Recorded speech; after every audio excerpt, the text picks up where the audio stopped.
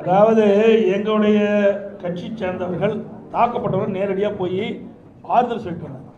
மருத்துவமனைக்கு நேரடியாக போய் எங்களுடைய இயக்கத்தை சேர்ந்தவர்கள் அந்த பாதிக்கப்பட்ட நிருபரை சந்தித்து ஆறுதல் கொடுத்துட்டு இருந்தாங்க.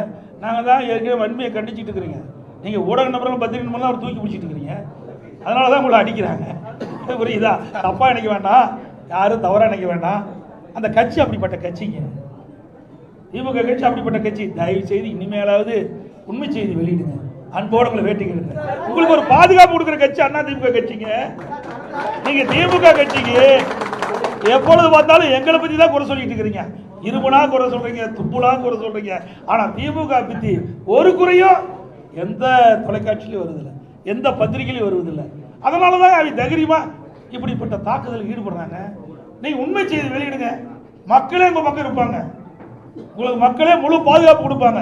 இருந்தாலும் அனைத்து இந்திய அண்ணா திராவிட முன்னேற்ற கழகத்தை பொறுத்த வரைக்கும் உங்களுடைய ஊடக நண்பர்களுக்கும் பத்திரிகை நண்பர்களுக்கும் நிருபர்களுக்கு எப்பொழுதும் பக்க பலமாக இருப்போம். எந்த மாற்று கருத்தும் கிடையாது. அனைவருக்கும் நன்றி, வணக்கம்.